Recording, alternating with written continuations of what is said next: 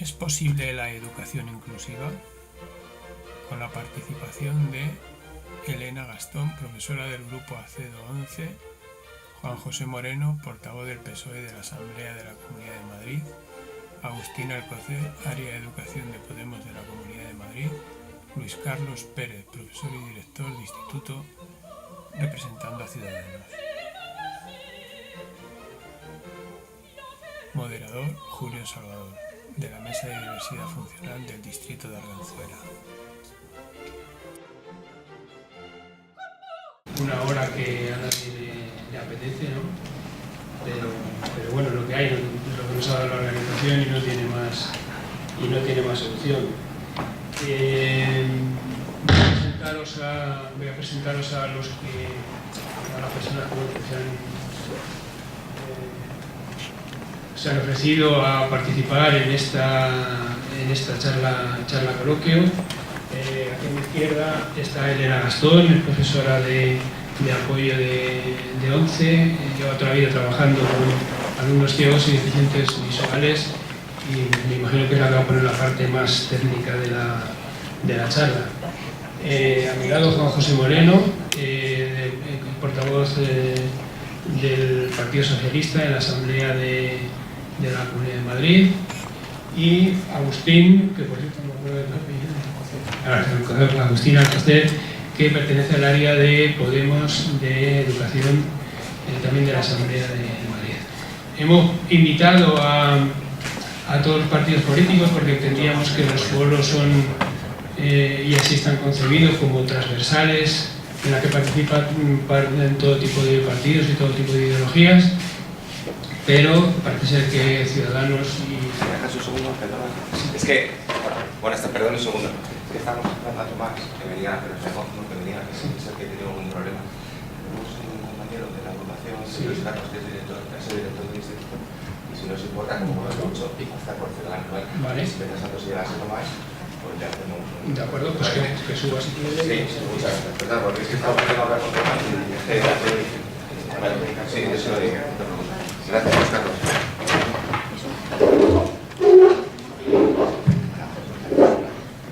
¿Tu nombre nos has dicho? Luis Carlos. Bien.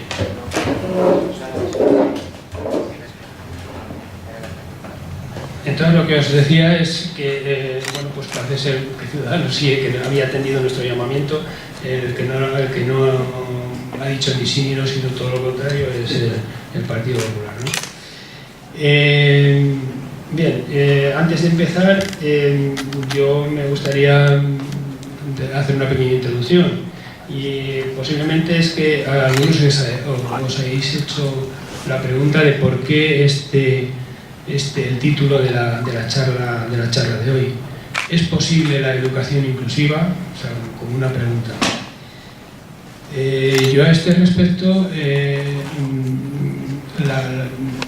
me viene porque en su día escuché una pregunta en una charla también, o no sé, en una conferencia, o quizás leyendo algún artículo de Gerardo Cheita, que no sé si conocéis, pero es un pedagogo importante y experto en educación inclusiva en España, ¿no? Y parafraseaba a Klaas Wedel, y en el cual decía: debemos sacrificar en el altar de la inclusión a algunos alumnos con necesidades educativas especiales cuando las condiciones para la escolarización no sean las idóneas. Claro, debo decir que yo en aquel momento era un ferviente defensor de la inclusión y de alguna manera me abrió los ojos a una nueva realidad. Me impactó sobre todo la palabra sacrificar, porque estamos hablando de niños y además estamos hablando de los niños más vulnerables. También me impactó la ironía al colocar la inclusión en un altar, con lo que ello conlleva de sagrado e inalcanzable. Y por último, porque hablaba de condiciones idóneas. ¿Cuáles deberían de ser esas condiciones idóneas? ¿Estaban cumpliendo estas condiciones en las escuelas? ¿Por qué, si la respuesta no era positiva, realmente se estaba sacrificando a algunos alumnos? ¿Pero a cuántos?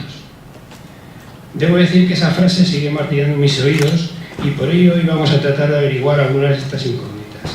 Intentamos aclarar conceptos como integración, inclusión, educación inclusiva, diversidad funcional. A este respecto debo decir que, bajo mi punto de vista personal, ni la educación debería llamarse inclusiva, porque toda la educación por naturaleza debería ser inclusiva, con lo cual sobra el calificativo, y a la diversidad funcional le pasa un poco lo mismo. Todos somos diversos, luego entonces lo de diversidad funcional, ¿dónde empieza a ser funcional? ¿Dónde termina, ¿no? Veremos el viaje que ha hecho desde la integración a la inclusión y los posibles errores que hemos cometido. Y trataremos de averiguar cómo debería ser una escuela inclusiva y tal vez consigamos averiguar si esta escuela es posible. Todo ello desde los diferentes puntos de vista que nos ofrece la política, representada por los partidos que gobiernan la Comunidad de Madrid y que están aquí representados, y por supuesto desde el punto de vista que ofrece la experiencia de una profesional en educación como es Elena Gastón. Entonces, bueno, pues no sé qué queréis empezar, empiezas tú misma. Pues te paso el micro. No, es que eso no vale, tiene que ser esto. Gracias, Julio. Bueno, buenas tardes a todos. Espero no dormiros con la hora de la siesta. A ver, os cuento que yo soy puramente técnica, ¿vale? Entonces, al ver que venía rodeada de políticos, pues venía un poco asustada. Y digo, yo estoy acostumbrada a dar charlas puramente técnicas. Entonces, fue una buena oportunidad. Yo creo que cada oportunidad en la vida te enseña algo, ¿no? Para, desde lo técnico, plantearnos cosas, un poco enlazando con todo lo que ha dicho Julio, sobre toda la experiencia que llevamos ya de educación inclusiva antes de educación integrada, y reflexionar sobre cómo lo estamos haciendo y cuál es el futuro y cuál debería ser el futuro. Yo voy a hablar desde lo técnico, pero les voy a lanzar pelotas a los políticos, que creo que es lo que nos corresponde para que ellos intenten resolver cosas, ¿no? Yo empecé a trabajar cuando empezaba la integración, ya llevaba unos años, pero pocos, y entonces se suponía que en una escuela ordinaria se introducía a los niños que venían de colegios de educación especial, y entonces eran escuelas que supuestamente no estaban preparadas para tener niños con necesidades educativas especiales, y digamos que permitían el paso a los niños con discapacidad. Esto que suponía que era desde una supuesta normalidad acoger a gente que no respondía a esos criterios de normalidad. De ahí posteriormente evolucionamos a la inclusión, y en un principio la inclusión tenía pues unos parámetros estupendos. Ya no se suponía que la escuela era normal y el que venía de fuera era el que se tenía que adaptar, sino que la escuela ya se presuponía que tenía que estar, de hecho, adaptada a cualquier persona que tuviese cualquier discapacidad o que no la tuviese, que fuese del tipo que fuera, ¿no?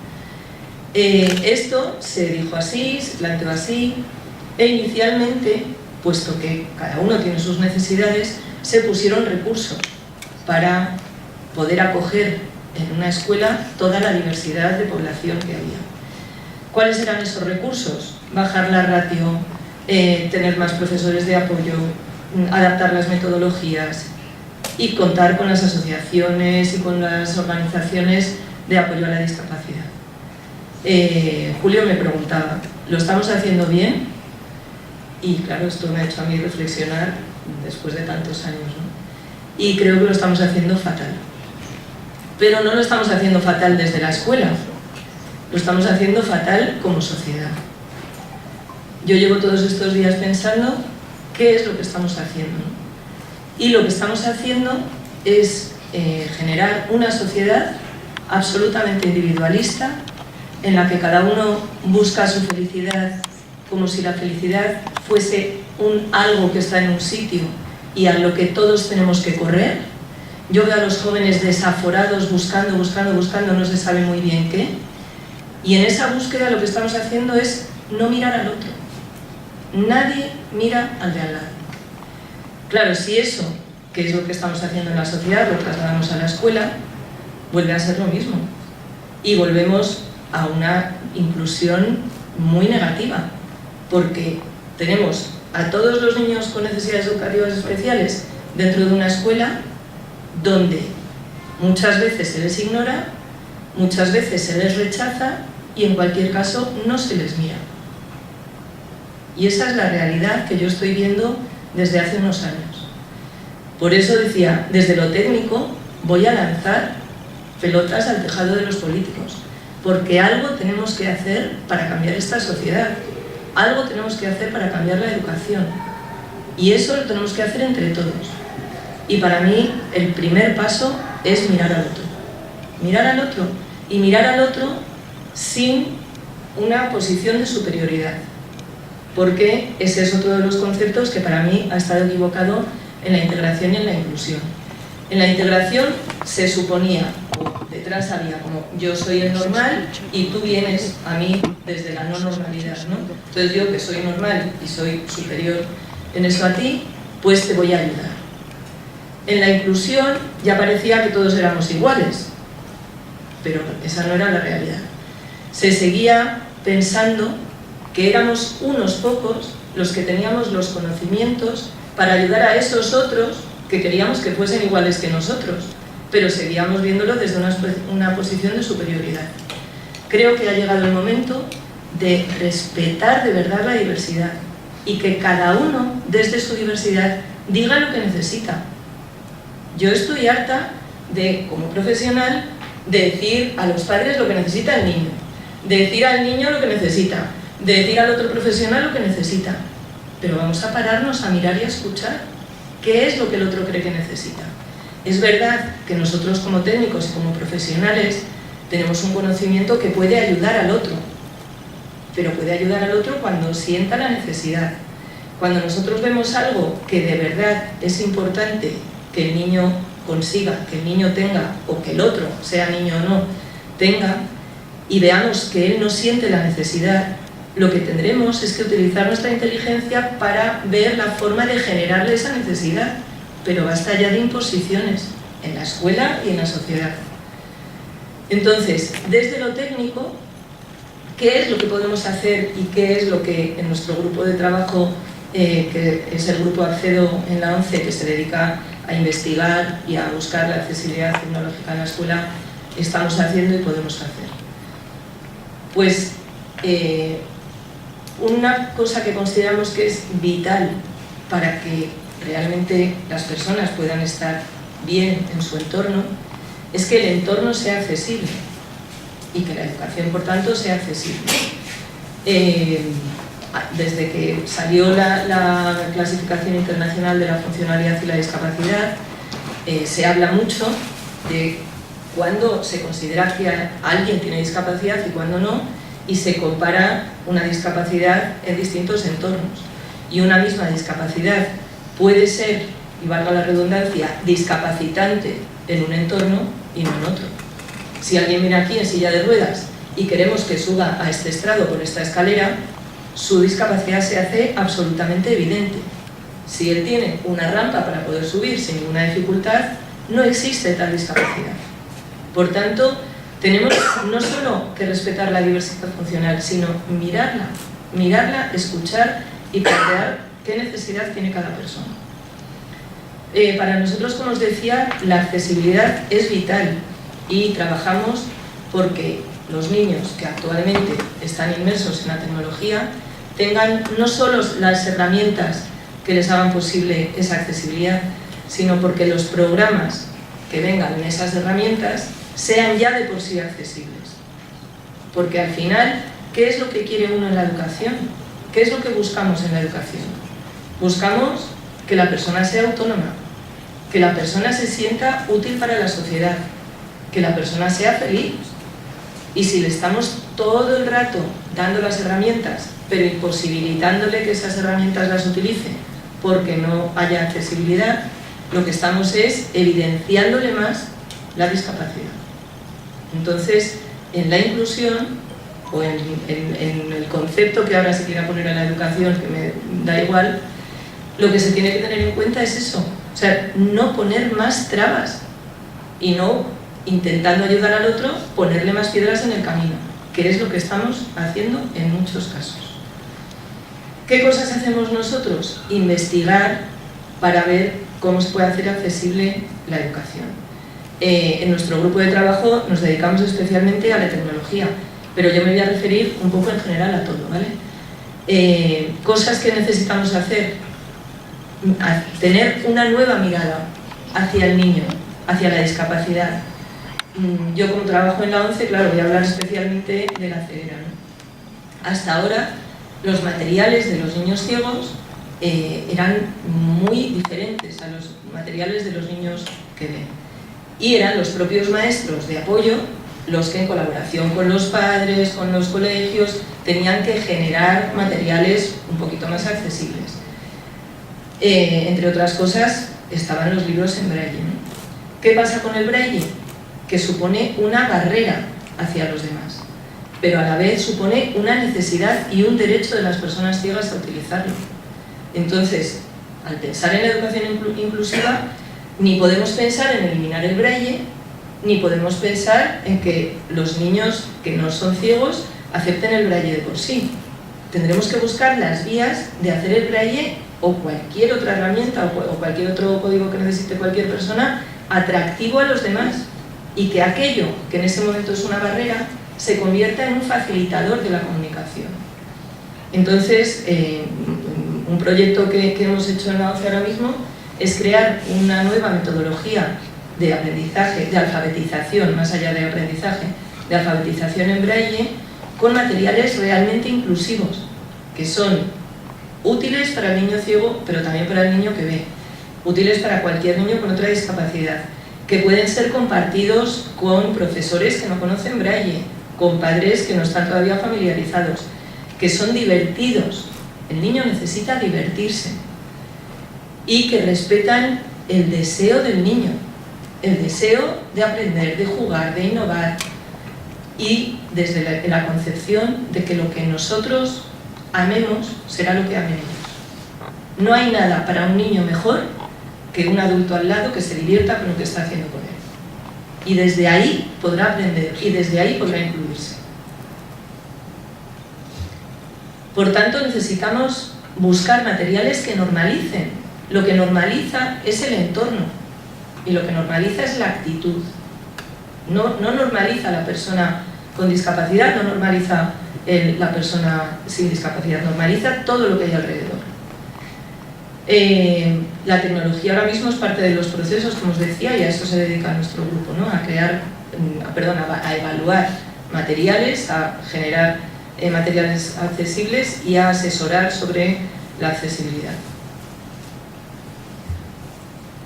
Desde la neurodidáctica, que hemos estado estudiando mucho para hacer esta nueva alfabetización braille, hemos visto que el tema de la motivación es vital, porque genera un cerebro diferente en el niño, y respetar el ritmo de aprendizaje es esencial. Y ahora mismo tenemos una escuela que no respeta los ritmos de nadie. No respetamos los ritmos de los niños.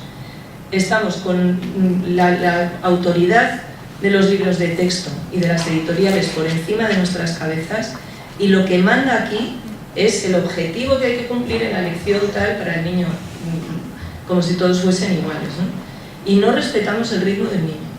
Y respetar el ritmo le ayuda a madurar, le ayuda a aprender cuando él pueda, y le ayuda a estar más feliz en la escuela.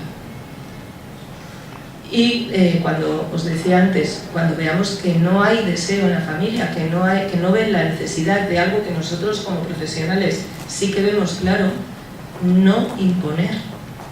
No se trata de imponer, se trata de generar en el otro la necesidad, ¿no? Y por último, bueno, los materiales son muy importantes. Os voy a enseñar aquí pues algunos materiales de los que hemos generado para el método, ¿no? Pues calendarios, secuencias temporales, pues todo lo que un niño necesita para aprender a leer y a escribir, de forma que lo puedan hacer conjuntamente con los niños que ven. Cuentos divertidos, cartillas para los dos, y luego al final un software, que estamos en el mundo de la tecnología, que sea divertido y entretenido, tanto para el niño que ve como para el que no, que lo puedan utilizar simultáneamente y que el niño lo pueda manejar con su familia, con sus hermanos, con sus padres, sin necesidad de que ellos conozcan el braille. Bueno, pues así para empezar, yo creo que termino porque luego tenemos coloquio, ¿no? Y ya he dejado algunas piedrecitas aquí en los zapatos de los políticos, a ver qué nos cuentan ahora, ¿vale? Muchas gracias.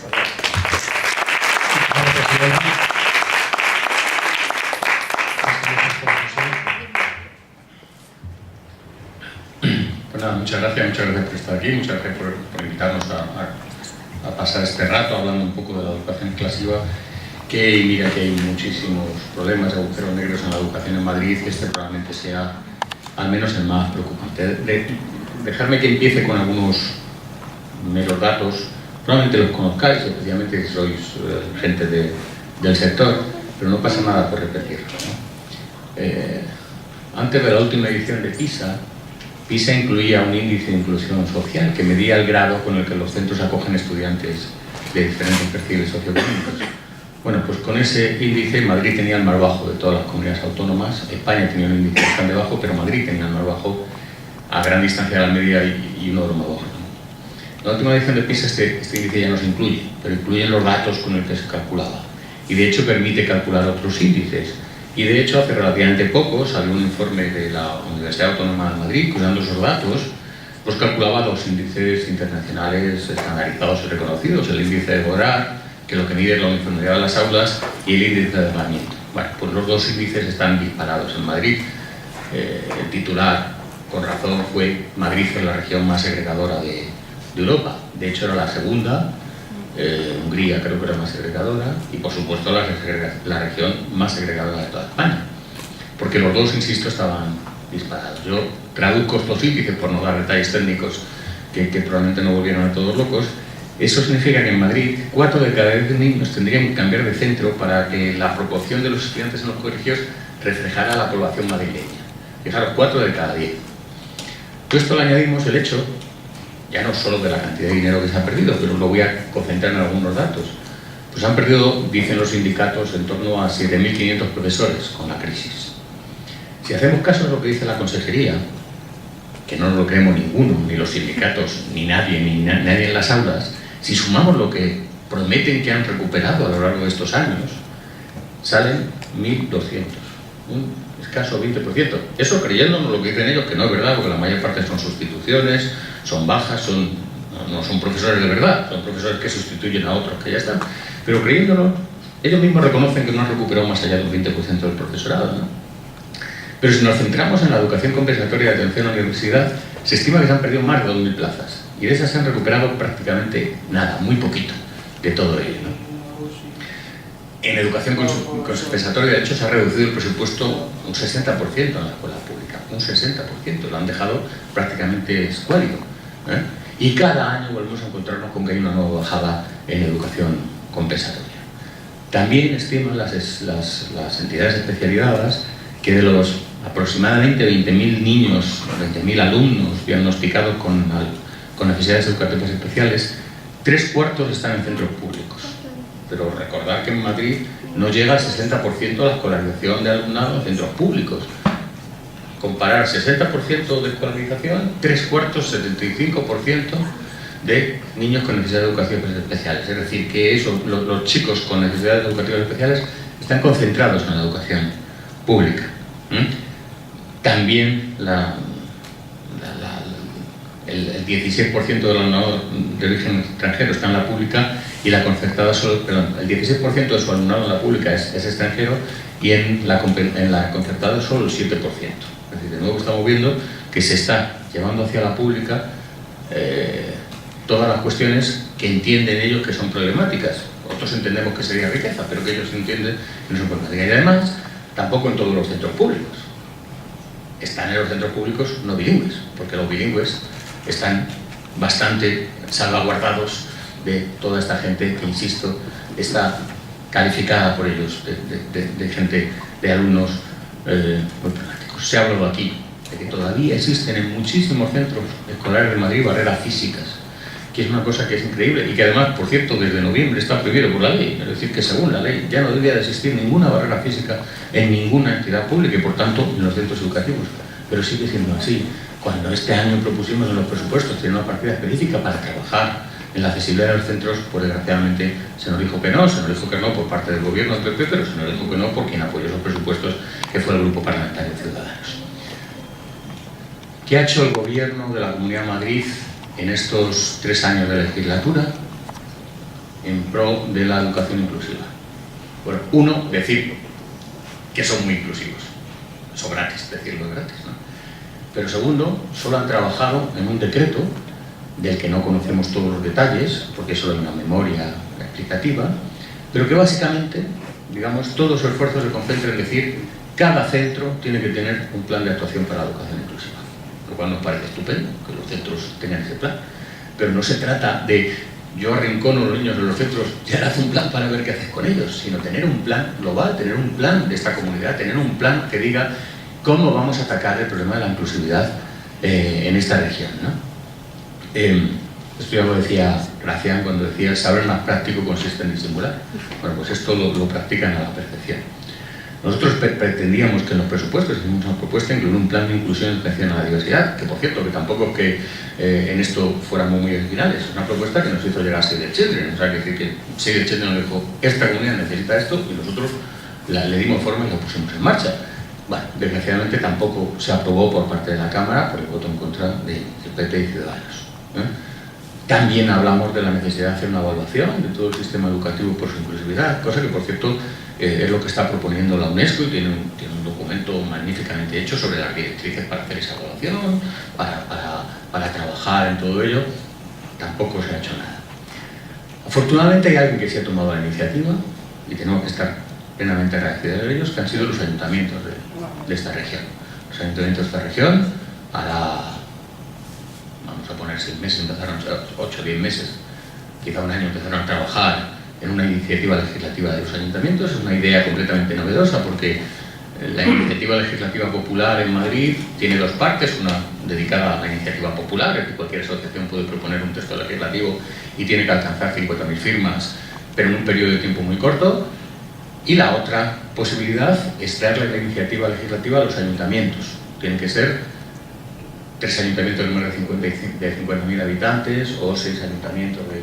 Bueno, el caso es que los ayuntamientos se pusieron de acuerdo y 42, recuerdo que he hecho 3 o 6, 42 municipios decidieron acordar en sus plenos, en realidad son muchos más, pero algunos no pasaron por el trámite formal de aprobarlo en sus plenos, que agrupan 5,5 millones de ciudadanos, 5 millones y medio de ciudadanos de esta comunidad, eso es el 85% de la población de la comunidad, decidieron hacer una iniciativa legislativa popular, os simplifico el nombre que es un poco más largo, de escolarización inclusiva. Yo creo que es un trabajo magnífico, hay que agradecer a toda esta gente porque viene de algunas iniciativas populares canalizadas a través de los ayuntamientos que han hecho ese trabajo de hacer ese texto legal que llegó a la Asamblea. Nosotros decidimos, había un consenso de que se llevara ahí, pero bueno, en la Asamblea tenemos cupos por partidos, pues decidimos utilizar nuestro cupo para que se tratara, y 3 de los grupos parlamentarios, es decir, todo el PP, decidieron apoyar esa iniciativa y está ahora en trámite en la Asamblea. De hecho, ya se ha acabado el periodo de enmiendas y yo espero que este miércoles nombremos las ponencias y nos pongamos a trabajar en ese texto. Yo creo que esto es una muy buena noticia, entre otras cosas porque podéis imaginar que la iniciativa legislativa tampoco dice cosas especialmente revolucionarias. Esa ley lo que habla es pues, de varias cosas absolutamente necesarias. Primero, que se conciba, digamos, pedagógicamente qué es la educación inclusiva. Segundo, que se dote de los medios adecuados. Ellos proponen, básicamente, lo que se propone es una tasa que mida cuántos niños con alguna dificultad de aprendizaje, económica, vulnerabilidad, no voy a dar el detalle técnico que es un poco pesado, pero todo eso hay en un centro y se trata de conseguir trabajar para equilibrar que las escolarizaciones trabajen en la uniformidad de esa tasa en todos los centros, por lo menos al menos en el distrito, en la localidad, etcétera, tendiendo a que eso sea uniforme en Madrid, pero bueno, ya sabemos que que no son iguales todas, pero puede ser así, ¿no? Y hay una parte destinada pues, a recursos, cuántos profesores de apoyo debe haber, cuántos orientadores debe haber en los centros, cuál debe ser la dotación de los equipos psicopedagógicos, etcétera, que insisto, sin dar detalles, pues por una vez cuantifica cuál debe de ser esa situación. Claro, luego está el tema y esto es lo más delicado, y la ley lo trata menos, pero nosotros en nuestras enmiendas hemos querido que sea completamente claro, que es de qué modelo de escolarización inclusiva, de qué modelo de escolarización estamos hablando. La realidad hoy es que aquella familia que tiene algún hijo con algún tipo de discapacidad, menor, mayor, tiene verdaderos problemas para encontrar una plaza escolar para sus hijos. Tiene verdaderos problemas y tiene que hacer una búsqueda completamente exhaustiva de encontrar una situación que para ellos, para la familia, les resulte satisfactoria para la escolarización de su hijo. Y pues estamos hartos de ver cómo las familias tienen que recorrerse centros hasta ver dónde encuentran un aula o un centro que les dé satisfacción, que no tenga barreras dependiendo de su discapacidad, que tenga algún tipo de profesorado de apoyo, etc. ¿Y qué pasa? Pues que no lo encuentran la mayor parte de las veces, porque no lo hay, porque no está, porque está lejos de su domicilio, porque no existe, porque no responden a unas mínimas características mínimamente inclusivas. ¿Qué es lo que está pasando en Madrid? Pues se arrincona. Todos los chicos tengan el menor, no el menor, pero bueno, cuando tienen un problema un poquito más especial, a centros de educación especial. Esa es la situación que pasa en Madrid. Están completamente saturados todos esos centros porque, como ya os he dicho, se calcula que el 60% de esos estudiantes están mal escolarizados, no debían de estar en esos centros de educación especial. Yo comprendo a las familias. Es el único sitio donde va a tener un cierto personal de apoyo que le va a ayudar. Comprendo que las familias quieren ese centro, pero comprendo que esto no puede ser la solución al problema de la inclusión aquí, ¿no?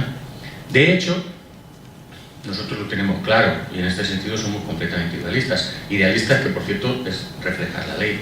La Ley Orgánica de Educación, en una parte no modificada por la ONCE, por tanto está plenamente vigente, lo que dice claramente es que los chicos tienen que escolarizarse en centros ordinarios y que excepcionalmente se crearán centros y unidades especializados. Por tanto, todo ese afán por crear infinitas aulas específicas está fuera de contexto, debe ser completamente excepcional. Y llenar Madrid de centro de educación especial y arrinconar a aquellos chicos con los que no se sabe cómo trabajar es otra situación excepcional. Es verdad que para eso hace falta un trabajo en los centros ímprobo, porque ahora mismo es muy difícil que esto pase. Pero en realidad es así. Pero yo me niego, y estoy harto de escucharlo a mucha gente que dice, no hombre, si es que hay muchos chicos que tienen que ir al centro de educación especial. Yo me niego a escuchar eso. Yo no digo que al final, después de 1000 esfuerzos, no tengamos que hacer algo así, pero cuando hagamos esos 1000 esfuerzos, ahora vemos si esto es verdad. Porque por definición, yo creo que no lo es. Que todos los chicos tienen que estar integrados en un centro ordinario, con sus amigos, con su entorno, de manera que la educación, como todo, no acaba a las 5 de la tarde o a las 3 de la tarde en su instituto, sino que continúen por la tarde cuando juegan un partido de fútbol, cuando van a ver una película o cuando van a charlar de sus cosas. Y eso debe de ser así, y desplazar a todos los chicos a centros con gente con la que luego no va a tener esos tratos no es así. Bueno, es verdad que las otras modificaciones de la LOMCE sí que la dejan en la ley educativa menos inclusiva que ha habido nunca en este país, pero es así. Todo lo tristeza, y ya concluyo con 4 ideas, es que, bueno, pues en esta comunidad tenemos alumnos que en esta comunidad son excluidos de los centros bilingües, eso sí, en correcto castellano, que hay unos amigables dictámenes de algunas de las DAT que los excluyen de su entorno y de sus amigos, y todo esto en pro de su concepto de inclusión. Esto ni lo queremos ni nos parece que debe ser así, porque no podemos entender que haya centros no inclusivos y porque no admitimos diferentes principios entre ellos. Si esto es así, si este es el modelo, sinceramente creo que no se ha entendido nada de lo que es la inclusión y la equidad. Y no puede ser que tengamos una generación de niños que son rehenes del sistema, porque todos estos chicos, todas estas chicas, todo este alumnado necesita cambios ya. Un sistema que respete sus derechos educativos, sus derechos humanos, que empiren ambos y no, como alguna vez he escuchado, se les trate como desechos humanos en vez de estimular sus derechos humanos. y, como se ha dicho muchas veces, una escuela que se adapte al alumnado y un alumnado que se adapte a la escuela. Esto no es más ni menos que la idea de lo que es una educación inclusiva para todos y para todas. A poder ser que no parta, como muchos de estos mensajes que vemos, de ideas organizativas altruistas, de generosidad, de caridad. Vamos a cuidar a estos chiquitos que tienen estos problemas. Esto no es un problema de caridad, esto no es un problema de altruismo. Es un problema de que la única educación moralmente defendible es la educación inclusiva. Y el día que no necesitemos adjetivos para hablar de la educación, el día que no tengamos que poner estos carteles ni lanzar estos debates, pues a lo mejor ese día estamos consiguiendo hacer de verdad la educación que queremos para este país. Y si no, pues nos va a ir muy mal, no puede ser. Y eso es un poco lo que quería contar. Muchas gracias.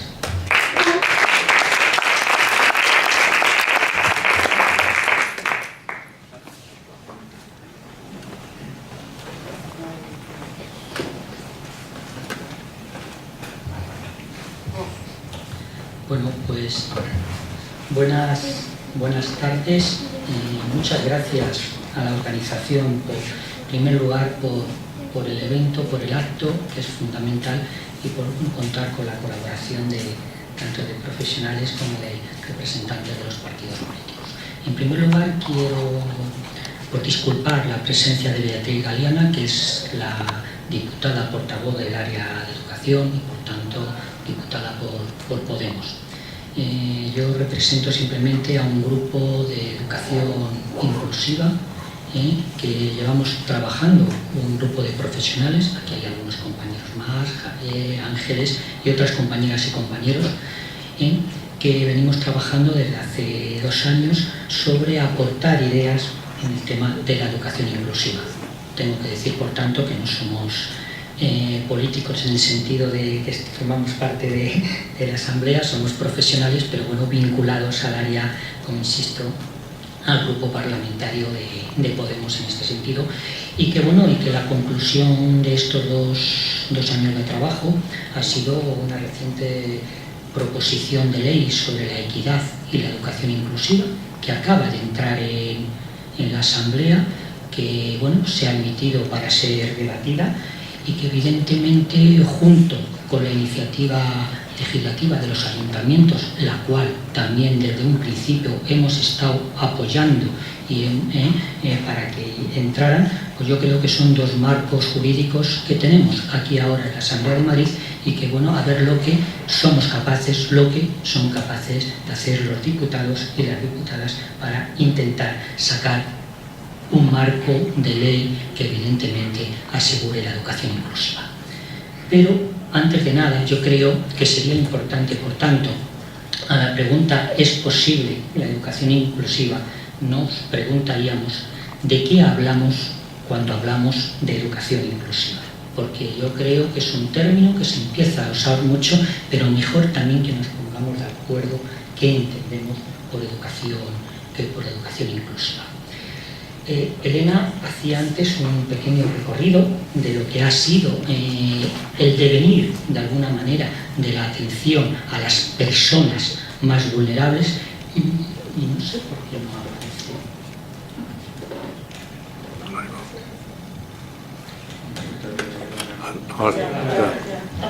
Vale. Es que digo, esta gráfica no. Bueno, pues en esta gráfica, esta representación gráfica, se puede ver bien un poquito lo que ha sido la evolución de la atención a las personas más vulnerables. Por supuesto, desde el año antes, a los años 70 en España, lo que existe era una exclusión total de las personas, vamos a llamarlas en aquel momento con discapacidad, que evidentemente ni siquiera eran contempladas en el sistema educativo. Es a raíz de la Ley de Educación del 70 cuando se empieza a reconocer, se empieza a hablar de que estas personas son educables, y se decía así, porque antes se hablaba entre personas educables y no educables, y no hace tanto tiempo. Es justo cuando aparece esa formación de centros de educación especial, que es lo que llamamos, tenéis ahí como el ejemplo de la segregación, justo a partir de los años 70, en el año 75, cuando surge el plan de educación especial, un plan nacional de educación especial que intenta ordenar un poquito el sistema en ese sentido. Y tengo que decir que la atención a estas personas, como ha sido y como sigue siendo, ha sido siempre promovida por las familias y por las propias personas. Y eso es muy importante. No ha sido la iniciativa en ningún momento de las administraciones, ha sido siempre la demanda y la iniciativa de las propias familias, como lo es ahora cuando reclaman desde las distintas asociaciones la situación y el derecho a la educación inclusiva. Es verdad que tenemos que esperar hasta el año 1985 en España para que se empiece a considerar la integración, lo que llamábamos la integración, que en ese momento es cuando surge la ley de integración, que es diferente a la idea de educación inclusiva. Y perdonar que insiste, que recalque un poco esta diferencia, porque nos tememos que empecemos a hablar ahora de inclusión como sinónimo de integración. Y yo creo que ya empezamos conceptualmente. La integración, como veis en el gráfico, y lo ha comentado antes Elena también muy acertadamente, es que un grupo de alumnos se tiene que adaptar, se tiene que integrar y se genera un plan de adaptaciones para que puedan formar parte de esa comunidad escolar. Es decir, se tienen que adaptar frente a la idea de inclusión, donde plantea que la diversidad es algo inherente a todo grupo humano.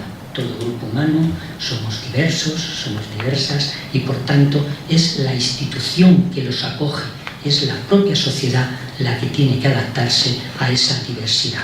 Esta mirada es diferente.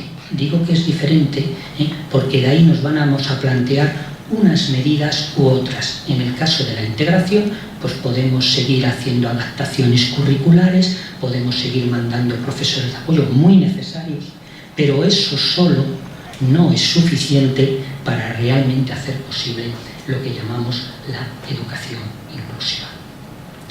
Pero hemos dado un pasito más.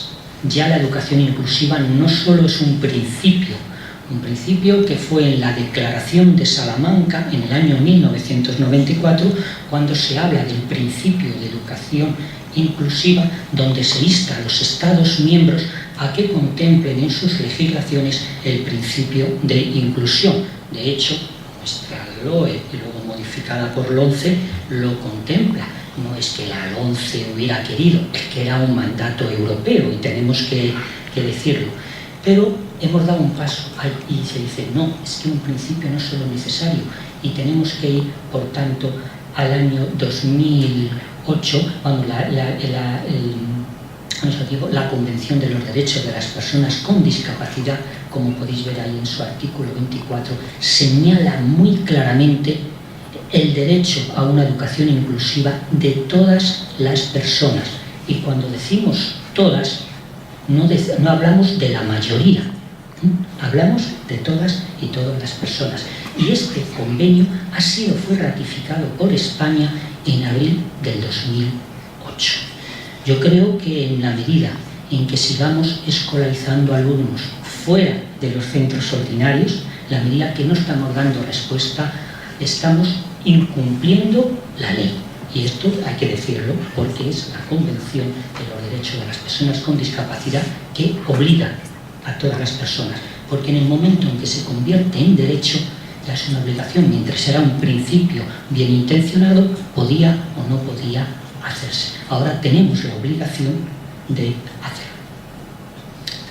Pero ¿qué pretendía? Todos sabemos que lo que en un momento determinado la integración escolar, lo que pretendió en aquel momento, que yo creo que tenemos que recogerlo en aquel momento como positivo, fue un paso importante en aquel momento, en el año 85, cuando se plantea la integración de personas con discapacidad en los centros ordinarios. Pero después de todo este tiempo tenemos que hacer un análisis y una crítica a ese proceso.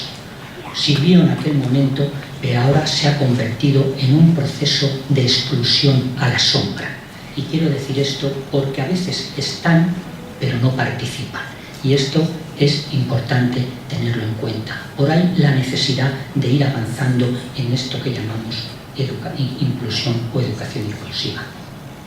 Porque nos lo dice la propia UNESCO en el año 2005 y nos dice también y nos recuerda el tema de la educación inclusiva no está solo pensando en algunas personas que tengan alguna diversidad, situación de diversidad funcional. No, eso no es la educación inclusiva. Habla de todos y de todas las personas, insisto, de todos y de todas las personas, y esto muy bien nos lo recuerda la UNESCO en el año 2005. Por tanto, ¿qué significa? Pues que el reto de la educación inclusiva, porque tenemos un reto por delante, evidentemente, es intentar hacer posible que las diferencias sean un valor de enriquecimiento y no se entienda la diversidad como un problema. Y esto también es importante que lo tengamos en cuenta. Y ello supone, y todos lo sabemos, que tenemos que hacer cambios, transformaciones importantes, y tenemos que abordar las transformaciones en la cultura, que implica lo que tenemos ahí, las creencias, las actitudes, transformaciones en la propia política, no solo las leyes son fundamentales, y ojalá empezamos aquí a sacar un marco legislativo en la Comunidad de Madrid con el material que ya tenemos, pero también es muy importante que lleguemos a las prácticas educativas, que lleguemos a los centros para que sea posible cambios metodológicos, cambios en la evaluación que hagan realidad esa educación inclusiva para que no estén en la sombra y estén participando realmente. Porque, como muy bien sabemos, la educación inclusiva, y esto ya es algo también conocido por todas y todos, es esa combinación de tres dimensiones. Y digo combinación porque están entrelazados. No podemos entender una sin la otra. Y esas tres combinaciones, como veis ahí, es la presencia, es el aprendizaje y es la participación. Y digo entrelazadas. Por tanto, es importante que aseguremos que se tienen que desarrollar estas tres dimensiones. La presencia, porque hace referencia al lugar donde están escolarizados, evidentemente. Tienen que estar con todos y con todas las niñas y niños, pero no solo estar en el mismo edificio. Por eso, coincido con Juanjo, no tiene mucho sentido crear aulas de educación especial si no van a participar, si es simplemente una integración física. Es necesario de plantearnos la forma de cómo van a estar escolarizados. Y esto, en este sentido, por eso nosotros desde el primer momento apoyamos esa iniciativa legislativa de los ayuntamientos que iba muy claramente a asegurar que esta presencia no fuera de cualquier manera. Pero es necesario, y también necesitamos, que haya aprendizaje. Y cuando hablamos de aprendizaje, tenemos que poner la mirada en nuestro objetivo es que todos los alumnos y alumnas alcancen el mayor éxito académico. Digo todos y todas, es decir, que esto que se ha llamado equidad, también la planteamos en la equidad de salida, es decir, en la equidad al finalizar, que los resultados de cada uno y cada una de las personas no estén mediatizados por su origen social o por la falta de apoyo social que haya tenido. Fundamental, por tanto, que la educación inclusiva lo liguemos al concepto de equidad. No tiene sentido, no puede haber educación inclusiva si no ponemos la mirada en la equidad. Y por supuesto, tenemos también que abordar que es necesario la participación. ¿Qué significa la participación? Significa no solamente que el alumno esté, no solo que el alumno aprenda porque tiene un profesor que le está enseñando, sino que el alumno se sienta a gusto, participe, se encuentre bien, y eso también es un factor muy importante. Por eso, sin estas tres dimensiones no podríamos hablar de educación inclusiva. Algunas ideas que podemos tener en cuenta para asegurar esa presencia rápidamente, porque yo digo, bueno, está muy bien esto, pero ¿qué podemos hacer ahora para ir asegurando, para ir trabajando? ¿En qué línea tenemos que ir trabajando? Algunas ideas que yo creo que en el debate pueden salir muchísimas más. Asegurar la presencia supone algunos de estos aspectos. En primer lugar, una identificación temprana de las necesidades del alumnado. No puede ser que se tarde un año, año y medio en identificar una necesidad en la infancia. El tiempo es clave, el tiempo es fundamental. No nos lo podemos permitir, eso no puede ser. Pero para ello también necesitamos unos servicios de orientación educativa y unos servicios que sean públicos. Y aquí recalco el carácter público, Cualquier intento de concierto de los servicios de orientación rompería ese principio básico que es el de equidad. Sin equidad no podemos hablar de educación inclusiva. Pero es necesario, por tanto, también que hagamos un cambio en la concepción de la evaluación psicopedagógica. No una evaluación para etiquetar, no una evaluación pensando solo en el diagnóstico, una evaluación, como muy bien decía Elena también, para ayudar con la persona a identificar las necesidades y, añado algo más, las barreras con las que esa persona se encuentra para que sea posible la educación. Y evidentemente, y se ha dicho, necesitamos una dotación de recursos. La situación de la Comunidad de Madrid es más que penosa, es demasiado triste. Como hemos visto en los últimos años, cómo se ha disminuido la dotación de personal de apoyo a la que paralelamente ha ido aumentando la ratio en las aulas y en los grupos.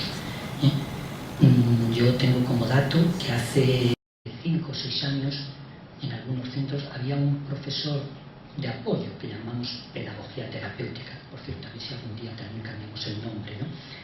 Pedagogía terapéutica por cada 10 niños. Ahora tenemos un profesor de pedagogía terapéutica por cada 20.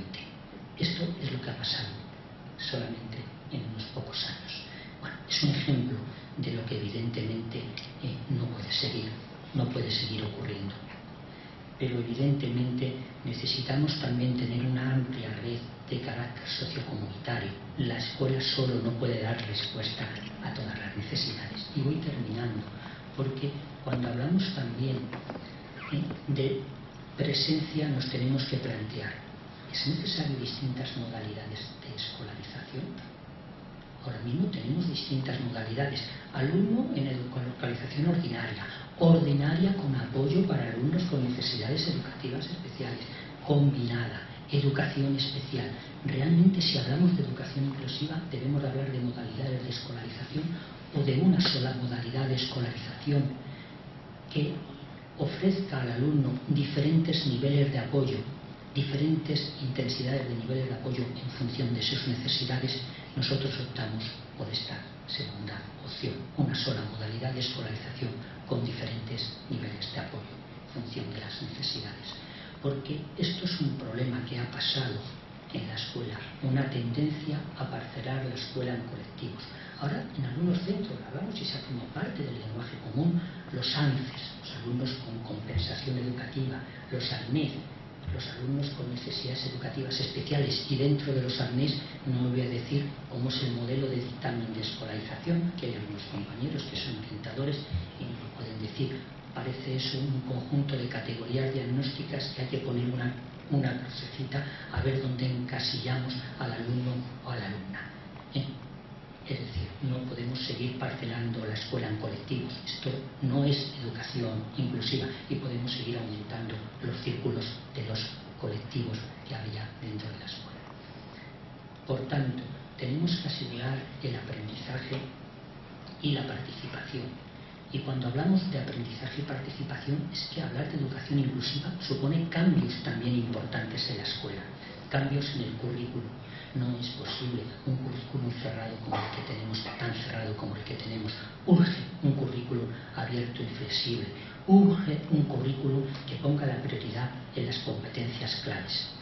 Las competencias claves, ahora mismo nuestro decreto de currículum están para adornar, pero realmente no se está trabajando en serio, no se ha puesto en serio la administración el compromiso de que se trabaje por competencias, que no es ni más ni menos que ese saber más funcional, esa interconexión de todos los saberes y ese tener en cuenta los diferentes contextos, aprendizaje funcional, integración de los diferentes contenidos y, por supuesto, también que sea transcontextual. Y nosotros ahí hacemos una propuesta y creemos que es fundamental. Hay que ir avanzando hacia un diseño universal para el aprendizaje. ¿Qué significa un diseño universal para el aprendizaje? Frente al modelo de un currículum para todos y luego los que están por arriba o están por abajo, que no sabemos quiénes son esos, porque depende de dónde pongamos la línea, voy terminando, pues evidentemente hablando de un diseño universal para el aprendizaje, que luego, si eso, puedo intentar explicar un poquito más en qué consistiría. Necesitamos también la posibilidad de que se trabajen fundamentalmente innovaciones educativas en los centros, la posibilidad de organizar el currículum por ámbitos de aprendizaje. Pocos institutos se hace la organización del currículum por ámbitos de aprendizaje, poco se favorece, ¿no? Y hay una posibilidad de poderlo hacer, y por supuesto currículum que refleje la diversidad cultural. Pero para terminar, también es fundamental, es necesario, permitirme 2 minutos, si el moderador me permite, de intentar tener en cuenta la importancia que supone el trabajo en red. Es fundamental. Una red que signifique apoyo mutuo entre los alumnos. Podemos hablar de situaciones de aprendizaje cooperativo, la importancia de los programas de patios, el trabajo en red entre el profesorado, fundamental potenciar la enseñanza colaborativa entre todo el profesorado, el trabajo en red entre los propios centros, digamos, la difusión de prácticas entre los centros que hagan posible la necesaria participación, colaboración, el trabajo con las familias. Sin ello no podemos entender la educación inclusiva, incluso también con la universidad, que nos aporte, nos dé ideas también desde el campo de la universidad para cómo tenemos que ir avanzando. Dicho de otra manera, potenciemos las redes naturales de apoyo, que es una necesidad en este caso para avanzar en educación inclusiva, porque nosotros decimos y lo afirmamos, es posible y necesaria la educación inclusiva. Es posible si afrontamos todos estos cambios, y es necesaria porque estamos en una sociedad democrática y porque de alguna manera en un mundo lleno de diferencias la normalidad no existe. Muchas gracias.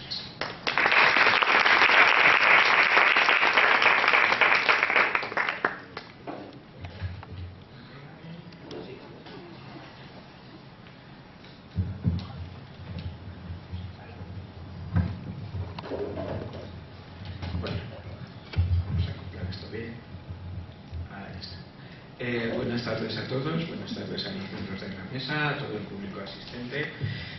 Lo primero, quiero pedir disculpas porque al final don Tomás Marcos, que era quien estaba previsto que asistiera, no ha podido asistir. Él realmente tiene un perfil político, es senador diputado de la Asamblea de Madrid y portavoz de políticas integrales de discapacidad, diversidad funcional, igualdad, etcétera. Entonces hubiera sido estupendo que estuviera. Pero como no ha podido ser, estoy yo, pero mi perfil es un perfil mucho más técnico. Yo fui director de un centro de integración preferente de motóricos de secundaria. He dado clases a alumnos con discapacidad auditiva.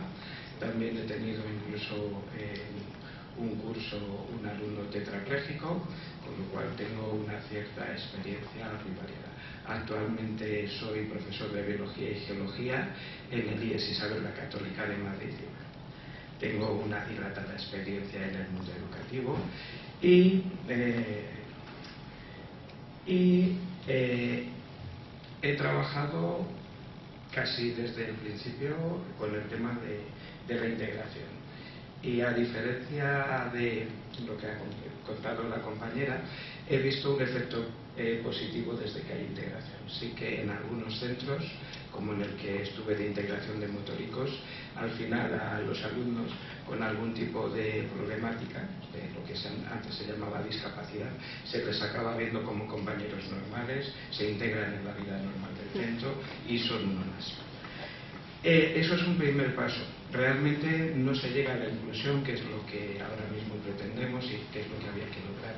Y no se llega porque, aunque en el aspecto humano sí que en muchos casos, como este que comento, se logra que todos los alumnos sean iguales y sean uno más, sin embargo, pedagógicamente y en el tema educativo, las dificultades que aparecen, como no hay medios suficientes para solucionarlas, no hay suficiente apoyo y en los últimos años han disminuido bastantes, no hay suficientes orientadores, no hay PTs, profesores de apoyo, no hay medios materiales especiales, pues esto repercute en el tema académico. Y el tema académico es el que supone un gran problema, y no solo para los alumnos que queremos que sean incluidos, sino para todo el grupo en general.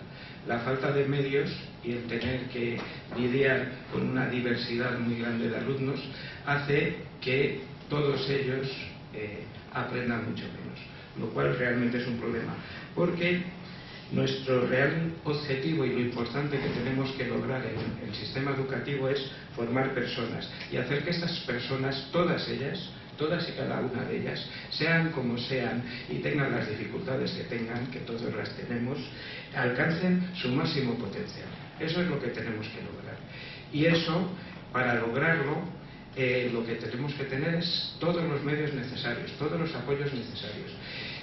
Y nos encontramos los profesores con que ni tenemos medios, ni tenemos personal de apoyo y ni siquiera tenemos una formación inicial que nos permita afrontar todas las distintas circunstancias con las cuales nos podemos encontrar en el aula. Desde Ciudadanos estamos por la educación inclusiva y desde Ciudadanos creemos que es algo que hay que potenciar. Hay que potenciar teniendo en cuenta que la educación es uno de los aspectos más importantes de nuestra sociedad y es una de las tareas más importantes que una sociedad tiene que afrontar. Entonces, es necesario que primero haya una buena formación inicial de todo el personal docente, que empecemos primero siendo reconocidos como una de las labores más importantes que hay dentro de la sociedad. Segundo, recibiendo una formación exhaustiva, extensa y lo mejor posible.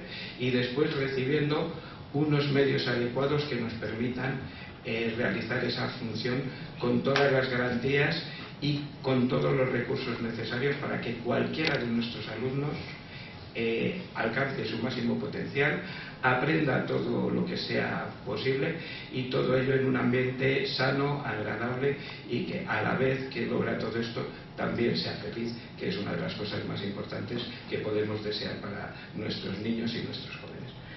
Esto es simplemente todo lo que quería decir, nada más.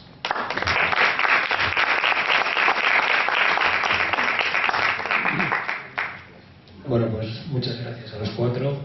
Ahora, no sé si por alusiones alguno quiere hacer alguna observación. Si no, pasamos ya al coloquio de la gente.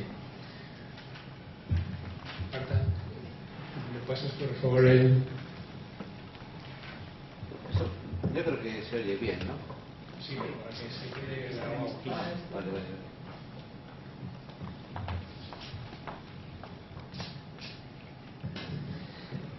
Muchas gracias a todos, la verdad es que ha sido interesante.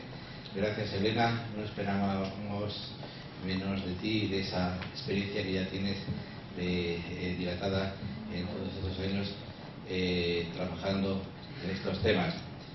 En lo de la política, pues no esperábamos, yo no esperaba menos, o sea, todos estáis de acuerdo en que hay que hacerlo, pero no lo estáis haciendo, ¿no? O sea, esa es la realidad. Yo plantearía a los tres grupos políticos por qué no hay un pacto educativo. O sea, ¿qué es lo que está pasando? ¿Quién se opone realmente a ese pacto educativo? No podemos hacer que cada 4 años, cada vez que sale un grupo político, cambie el sistema. Así no hay manera de educar a nuestros jóvenes, a los niños, de ninguna de las formas. Segunda cuestión, es muy interesante el tema de la inclusión, por supuesto, pero en Madrid en concreto se ha planteado el tema de que este año no hay exámenes en septiembre. Entonces, ¿qué sucede? La gente con los niños con alguna dificultad van a tener mayor dificultad todavía, puesto que no va a haber exámenes en septiembre.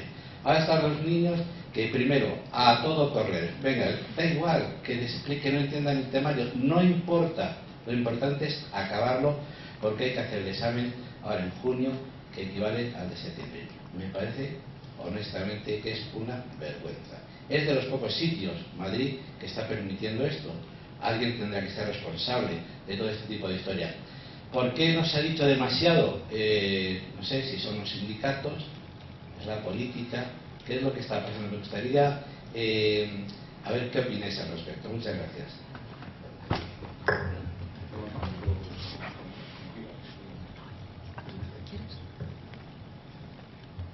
Contestamos primero a esta pregunta.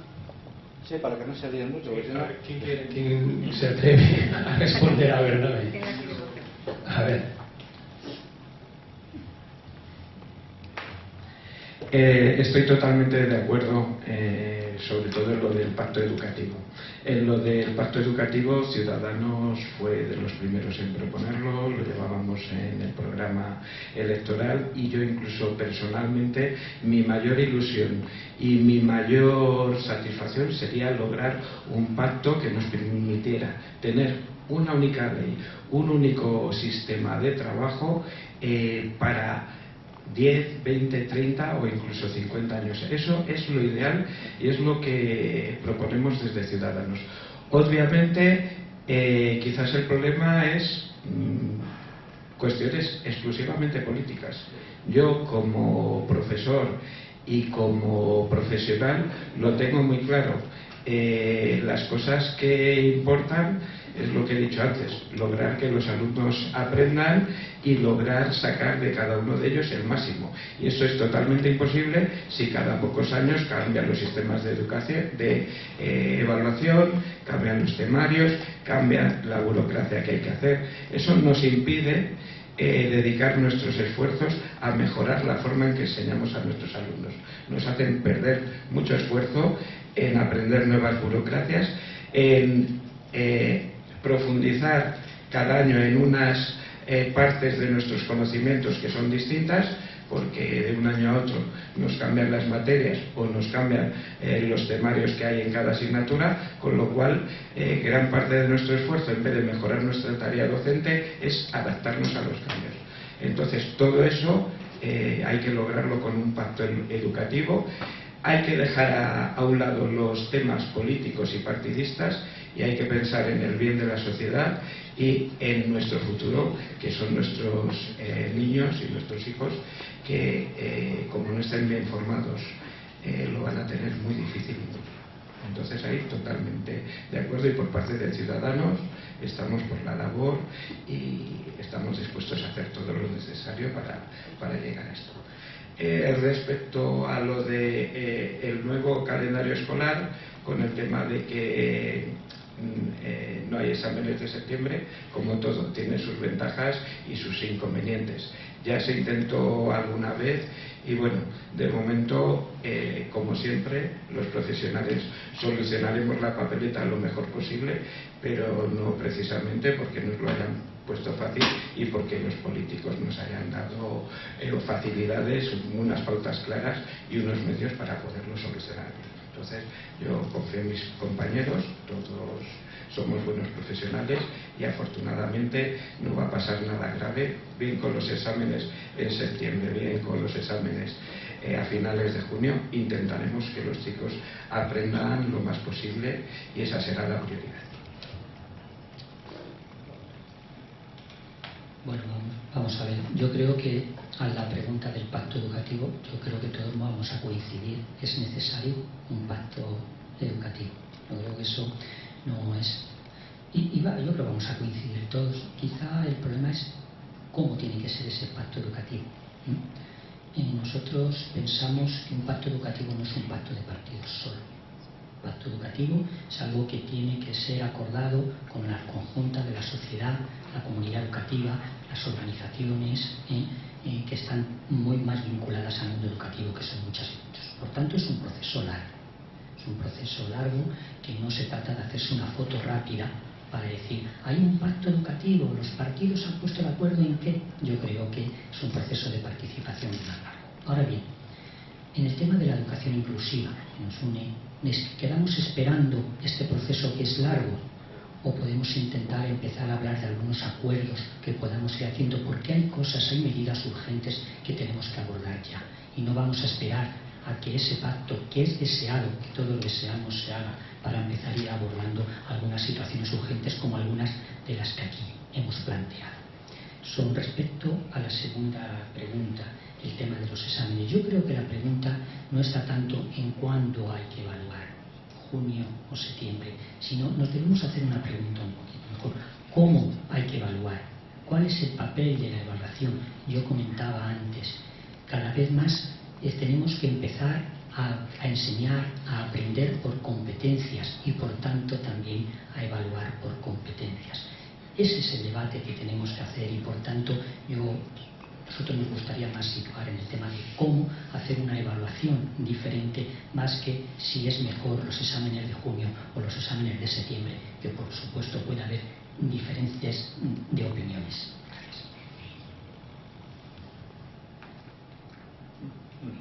Lo que me sorprende mucho en estos sitios, y uno casi reacciona cuando dicen los políticos, me dan ganas de volver, y tú más, porque parece que es esta situación. A mí me encanta el castellano, esta capacidad que tiene de diferenciar entre el ser y estar, ¿no? Entonces, ¿yo qué soy? Pues soy algo, yo soy un profesor universitario, yo soy profesor en la Politécnica, soy profesor en informática, muy vinculado al mundo educativo, porque mi mujer es directora de un colegio, y porque tengo toda la familia involucrada en esto, estamos en consejos escolares, estamos incluso en alguna cooperativa educativa, pero soy lo que soy y estoy ahora coyunturalmente de político. Vamos a intentar hacer lo mejor que podamos en todo esto, pero esta es la cuestión. Déjame que os hable del pacto educativo, del que no fue y del que ahora podría ser, aunque está complejo. El que no fue es que lo viví en primera línea. Cuando Ángel Gabilondo fue ministro, yo estaba allí con él, encargándome de las universidades, y ese pacto estaba completamente hecho. Ese pacto estaba completamente acabado y faltaba, que habíamos quedado ya el día para ir a firmar todos juntos. Iban a firmar, pero era un pacto que era político. Iban a firmar todos los partidos políticos con representación parlamentaria, incluso con algunos que no tienen representación parlamentaria. Social, porque iban a firmar todos los sindicatos, iban a firmar las asociaciones de padres, iban a firmar todos. Institucional, porque iban a aparecer allí las universidades, algunas academias, etc. Y era territorial, porque lo iban a firmar las comunidades autónomas. 2 días antes de que se hiciera la firma formal, Dolores Cospedal llamó y dijo: no se firma, que tenemos unas encuestas que vamos a ganar, que vamos a poder hacer, y la ley que no es nada. Y esto es exactamente así. Es más, yo que estaba allí, vi cómo las personas que por parte del PP habían negociado eso me pedían disculpas, casi llorando, diciendo: Juanjo, de verdad que lo sentimos, a mí esto me hace una vergüenza, estoy avergonzado de tener que hacer esto. Esto lo vi en primera línea porque yo estaba ahí. Yo estaba en la parte de universidades donde el pacto era más que claro, o sea que sí, que estaba clarísimo, pero no es así. Fijaros ahora que queremos hacer un pacto social, político, bueno, social, bueno, institucional a lo mejor, pero territorial hoy nos va a costar un poquito. Que leemos alguna cosa de que la cosa está un poquito complicada hacer un pacto territorial. Pero en todo caso, para hacer un pacto que involucra a todos, lo que esperábamos y lo que esperábamos de esa comisión del Congreso que se puso en marcha, es que hubiera algún compromiso al respecto. Y la primera vez que se sacó sobre la mesa, bueno, pero ¿de qué estamos hablando de medios para llevar a cabo todo esto? ¿De qué estamos hablando? ¿De cuándo vamos a recuperar los recortes? La contestación fue: no hay nada que hacer de todo eso. No hay aceptación de que vayamos a incrementar los fondos en educación. Lo que tenemos que hacer en este pacto es decidir con el dinero que hay que se puede hacer. Pues lo siento, con el dinero que hay que se puede hacer, nosotros no estamos a gusto y no estamos contentos de estar ahí. Y lo que hizo los compañeros de diputados socialistas fue decir: pues llámenme, pues ya han decidido que aquí se va a poner algo de dinero, porque para pastelear con lo que hay no estamos dispuestos a seguir hablando. Es un pacto con muchas dificultades, sobre todo por una muy clara, que es que no ha habido nadie que haya tenido el liderazgo. El que tuvo Ángel Gabilondo en su momento aquí no lo ha tenido, porque el ministro en un primer momento dijo: a mí no me contéis nada de esto, si llegáis a un acuerdo yo lo firmo, y si no, pues me da igual. Es imposible hacer todo esto sin un liderazgo que no lo ha tenido. Aún así, cualquiera que se dedique a todo esto tiene que tener todas las esperanzas del mundo en que este pacto se lleve a cabo, seguir deseándolo y seguir trabajando hasta la sociedad con todo ello, ¿no? A nosotros, pero estoy seguro que a Beatriz también, que no está, nos gustaría hacer mucho más, pero el problema es que lo que puedo hacer O sea, el legislativo, recordar que esto es la división de poderes, ¿no? Está el ejecutivo, el legislativo y el judicial, pues cada uno tiene sus capacidades y el legislativo puede hacer leyes. Por eso estamos con estas dos leyes en educación inclusiva y alguna más en el ámbito educativo que tenemos en la Asamblea y que hemos tenido. Pero no podemos ir más allá. Es decir, la ejecución de esas políticas le corresponde al gobierno. Y lo que muchas veces no nos damos cuenta, o sí nos damos cuenta, los que trabajamos en este tema y hablamos gente de otras comunidades autónomas, que Madrid es una absoluta isla en cuanto a lo que se hace. Es que sin ser ideales ni alcanzar en el tema de educación inclusiva lo que queremos, vamos, Asturias, Extremadura, Castilla y León, que la gobierna el PP, son muchísimo más inclusivas y trabajan mucho más la inclusividad que lo que se trabaja en esta región. Totalmente de acuerdo. Es decir, que es otra la voluntad del Ejecutivo de llevar a cabo estas cosas. E insisto, no he querido hacer partidismo porque he nombrado una, Castilla y León, que está gobernada por el PP, pero que tiene otro concepto de cómo hacer las cosas. Como lo tiene Asturias, lo ha tenido siempre, como lo tiene Extremadura, como lo tiene Andalucía. Y aún así, por ejemplo, que me parece que lo hace mucho mejor Asturias que Andalucía, lo digo desde aquí. Pero esto es una de las cosas, bueno, que podemos llegar y que deberíamos de intentar conseguir, y que aquí no se tiene ningún interés. Es decir, aquí no se apuesta para nada por la inclusión, se apuesta por la segregación clarísimamente. Y esto es una apuesta clara de este gobierno, y me temo que es muy difícil hacerles torcer el brazo si no hay otro gobierno. Claramente, ¿no? Y luego, el tema de los exámenes, indicar una idea muy clara. Esto es una idea personal del consejero. El consejero se ha empeñado personalmente en hacer este cambio. No le ha dado la razón ni su equipo. Se lo propuso él como una idea personal. Porque lo había hecho en la universidad le había salido bien y quería hacerlo aquí. Y se ha hecho con muy poca información, con muy poca coordinación, con muy poca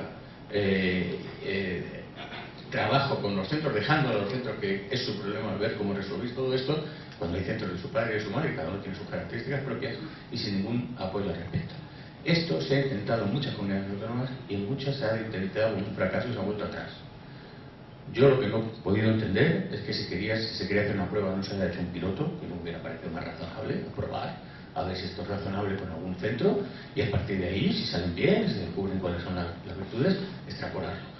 Y que se haya vendido como una idea sin marcha atrás. Yo creo que cualquier cosa que hagamos en educación la tenemos que evaluar, y si no nos resulta satisfactorio, echar hacia atrás.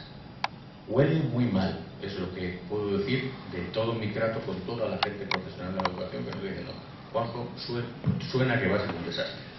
Vamos a verlo, y evaluaremos después. Pero tiene toda la pinta, como tú haces una aportación más intrínseca a que el modelo está mal. Yo probablemente esté de acuerdo contigo, pero probablemente se puede matizar. Pero es que no se ha llegado a tanto. No se ha llegado a tanto. Es una mera cuestión organizativa. Hagamos esto a toda prisa ahora y salgamos como podamos. Esta es la cuestión. Si me permitís un poco la réplica o la respuesta. A ver, perdóname los demás, pero a ver, no. Muchas gracias, pero ahí hay una cuestión, quizás es que a lo mejor también pensamos un poco mal de la situación.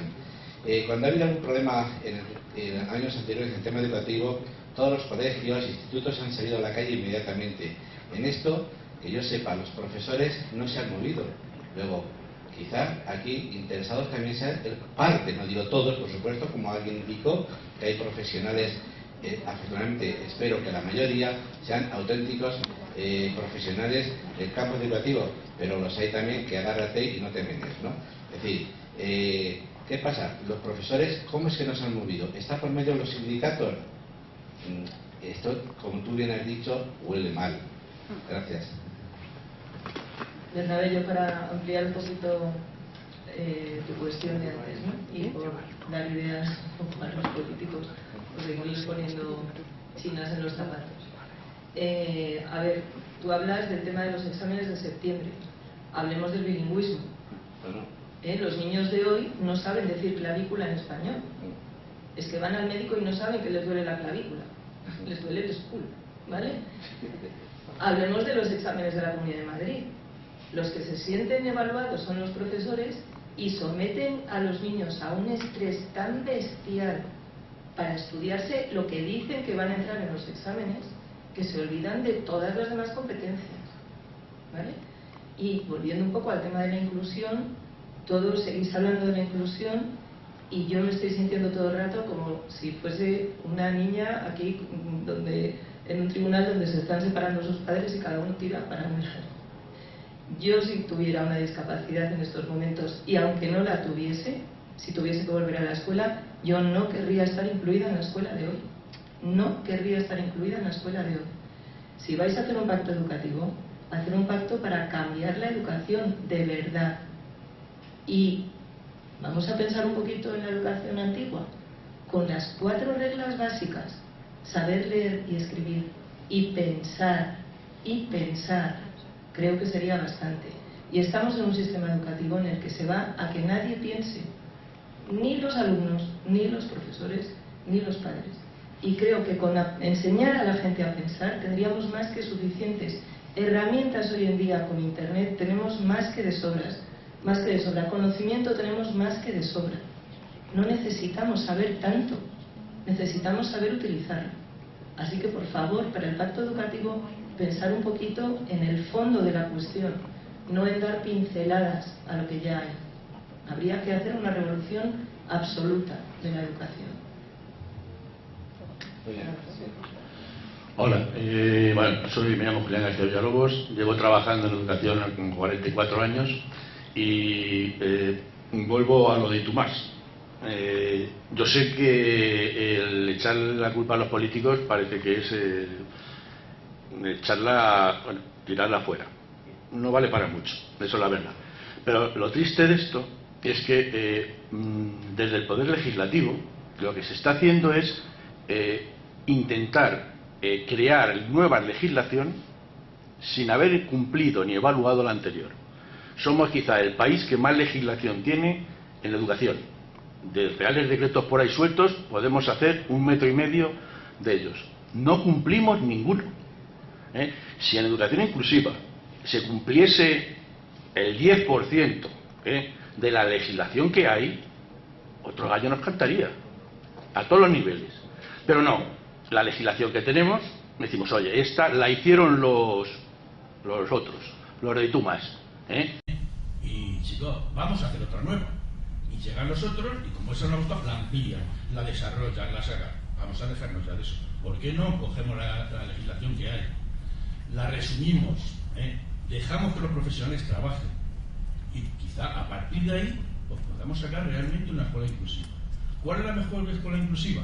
Aquella perdida en un pueblecito de Huesca, donde hay 4 niños, de los cuales uno es, en este caso, ciego, y trabajan todos, son todos uno, los 4, de diferentes niveles. Ahora, eso sí, la que manda en la escuela es la maestra, la que está allí. No el inspector que viene, el otro que viene el ETE, el PT que le dice, el del equipo de diagnóstico, no. Allí, como no llega nadie, porque a ese pueblo es difícil de llegar, la que llega es la maestra. Entonces, señores, dejémonos de tantas aicas, cojamos la legislación y cumplámosla. O si no, quitémosla, por lo menos así no incumplimos. Es que ahora no incumplimos toda la legislación. En accesibilidad, hace ya no sé cuántos años que se tenía que cumplir, que todos los centros públicos, todo lo que hubiese, tanto de barreras arquitectónicas como de material educativo, fuese accesible. Nos la saltamos. Esa específica. No hablo de la Constitución, que dice que todos tenemos derecho a la ley, mirar, que tenemos legislación a tope. Entonces, señores, plantéense ya ustedes, o los que estén por encima de ustedes, o los que vengan detrás de ustedes, el que hay que hacer, y ponernos de acuerdo en ello. Es que es la única forma de salir del tema. ¿Queréis contestar alguno a la pregunta de Julián? ¿Vas a hacer alguno? Bueno, parece que estamos de acuerdo todos con lo que están diciendo. Bueno, yo no estoy de acuerdo para nada.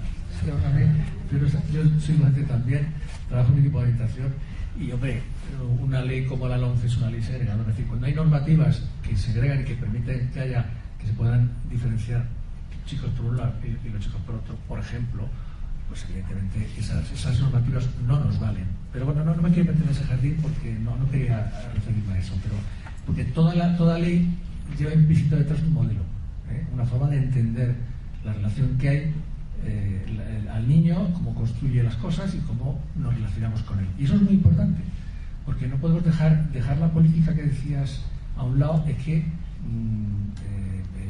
podemos dejar la política. ¿Qué es la política? La política es la acción sobre la vida de la gente. ¿Cómo no vamos a olvidar de eso? Cuando hablamos de los políticos, parece que estamos hablando de seres extraterrestres. No, estamos hablando de gente, representación estadísticamente bastante curiosa de la población, pero que lógicamente plantean cosas diferentes, ¿no?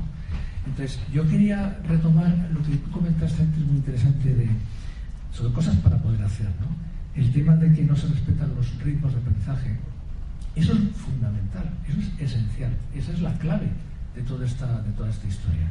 Y eso implica que habrá que cambiar lo que se hace en las aulas, habrá que cambiar las metodologías, que habrá que favorecer la cooperación entre iguales, y eso ya se está haciendo en muchos sitios, a pesar de la LOMCE y a pesar de la normativa.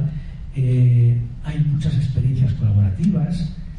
Tenemos un currículum espantoso que tiene las competencias como un adorno, ¿vale? Habla de ellas porque les ha obligado a Europa a hablar de ellas, pues no las tiene en cuenta nunca se evalúan. ¿Quién evalúa las competencias socioemocionales en la escuela? Se evalúa lo académico, lo más academicista, ¿no? Entonces, hablar de pacto a lo mejor no es posible entre otras cosas porque evidentemente los que gobiernan no lo han querido, pero a lo mejor hablar de acuerdos en materia de educación inclusiva sí es posible, en relación con cosas un poco más concretas. Yo quería dos cosas. Quería plantear al presidente de Ciudadanos, lamento que haya estado Tomás Marco, que está muy metido en los temas de inclusión, porque no me queda muy claro cuál es la perspectiva que tiene Ciudadanos sobre la inclusión. ¿Qué entiende Ciudadanos por educación inclusiva? Porque más allá de decir que está de acuerdo, no sé muy bien en qué consiste su planteamiento, su marco conceptual, ¿de acuerdo en qué? Y luego alguien ha mencionado el decreto de inclusión que han estado en la administración del Partido Popular junto con algunos colectivos, un decreto del cual no sabemos nada. Nos encantaría saber de qué va, porque hay dos iniciativas legislativas, pero hay un decreto que no va a pasar por la Asamblea. Quiero decir que es que realmente nadie va a saber de ello hasta que no se publique. Una vez que se publique ya va a misa. Entonces me gustaría saber si alguien conoce algo de ese decreto o ha podido meter algo infiltrado en esas conversaciones, porque realmente es muy serio, ¿eh? Hay dos iniciativas legislativas y hay un decreto sobre inclusión que está a punto de publicarse. Eso no es serio, eso es una vergüenza, aunque yo. ¿Nadie? ¿Sí?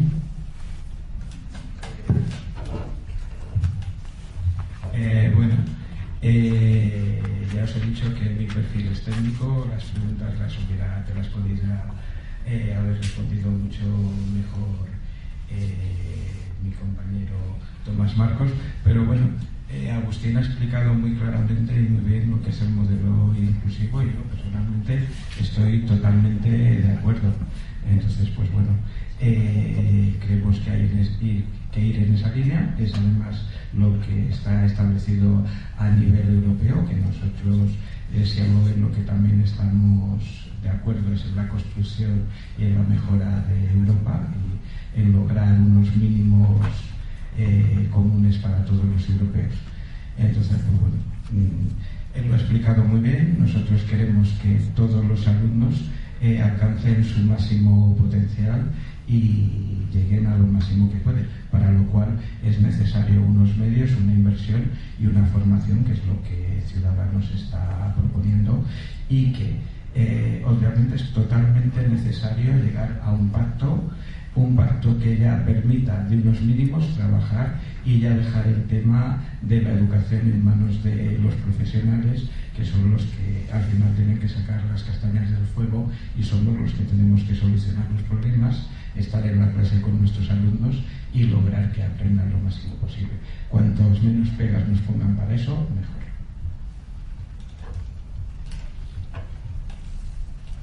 Bueno, ¿alguna pregunta más?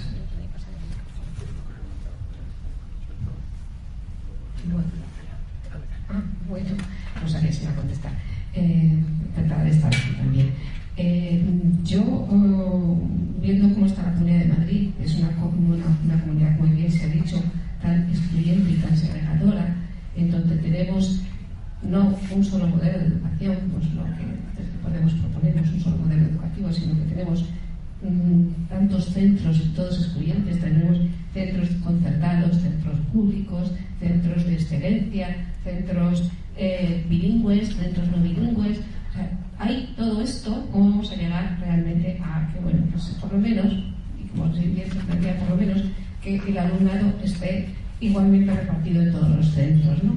A mí se me plantea con este modelo tal de la comunidad de bilingüismo, y que, bueno, pues quería saber un poco cuál es la propuesta de los distintos partidos sobre, bueno, estos tanto modelo el bilingüismo desde el infantil que están implantando y cómo está afectando y cómo va a afectar al alumnado. Entonces me interesa también la opinión de Ciudadanos de eso. Bueno, gracias. Pues me pasa Juanjo. Tenemos 5 minutos nada más, me están avisando. O sea que... Vamos a acelerar muy rápido porque si no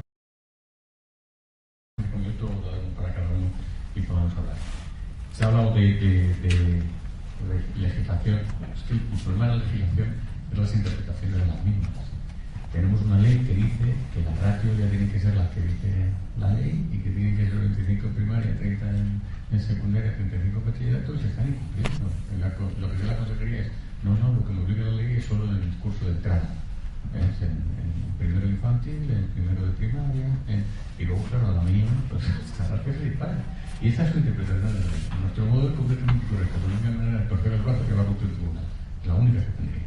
Ya no te digo la interpretación de la Constitución, donde todos interpretamos que la libertad de educación significa la libertad de oferta, ellos entienden la libertad de elección de centros. No lo entiende nadie, yo creo que es imposible de la Constitución leer eso. Bueno, pues hay gente que lo lee y que le parece clarísimo que lo lee. Entonces, claro, los incumplimientos, que son flagrantes en algunos casos, pues vienen de interpretaciones muy interesantes de todo eso. Madrid es especialmente clara en eso, no tiene legislación, es decir, no tiene una ley de educación, pero tiene una ley de comedores escolares, no tiene una ley de universidades, ahora pueden tenerla, pero tiene una ley de los consejos sociales. Es una cosa caótica. O sea, para enterarse de que afecta algo hay que leer 250 órdenes, resoluciones y demás que hay. Es imposible. 2 o 3 normas bien hechas que permitieran a todo el mundo encontrar lo que pasa ahí sería suficiente. Y probablemente ni siquiera haría falta el nivel de detalle de las que estamos tratando. Y el nivel de detalle viene porque no nos fiamos de lo que va a hacer el gobierno. No creo que sea. Bilingüismo, pues es un problema muy serio de esta comunidad, porque es un programa que nunca ha estado diseñado con ninguna base pedagógica, ninguna base formal. Es un programa que nunca se ha evaluado, nunca ni lo más mínimo se ha evaluado.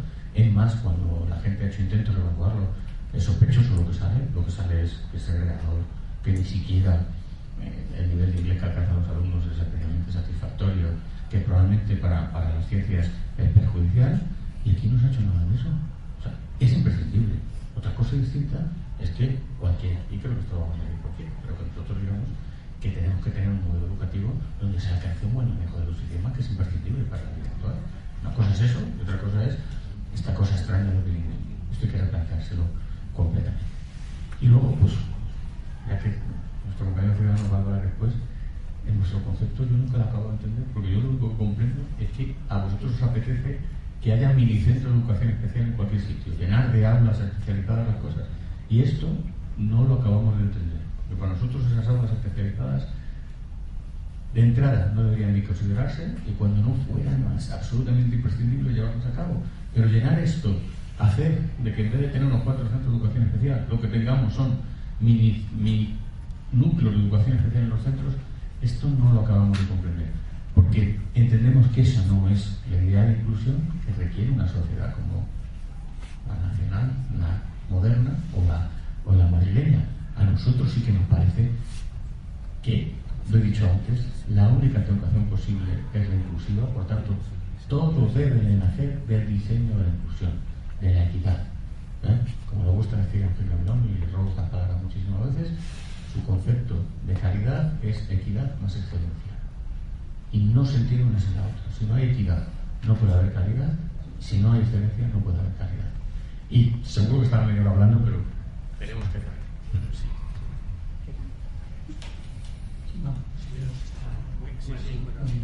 Muy rápidamente, con el tema de la legislación, yo creo que se ha dicho, es que el problema que tenemos en la Comunidad de Madrid, yo diría que es un popurrí de leyes, que lo único que hace es ir legislando en función de no sé qué historias, y se legisla un poco, digamos, por así decirlo, por parcelas, segregando. Una cosa para no sé qué, ahora para acá. Vaya como ejemplo simplemente, mira, para el tema de la evaluación psicopedagógica hay 4 normas. 4 normas que ninguna aporta nada nuevo, y ninguna sitúa la educación inclusiva como eje fundamental. Es decir, el problema no es de legislación, el problema es de ponernos de acuerdo en qué entendemos por educación inclusiva. Y yo creo que aquí, que en el título nos apuntamos todos, pero hay que empezar a desgranar qué significa eso de educación inclusiva. Y yo creo que las preguntas están ahí. ¿Una única modalidad de escolarización? ¿Sí o no? ¿Qué pasa con los centros de educación especial? Esas son las preguntas concretas que entramos en el terreno. ¿Cómo abordamos el tema de la metodología en los centros para que sea una verdadera educación inclusiva? Entremos en esas cuestiones concretas, porque lo otro pues puede quedar muy bien como titular, pero nada más.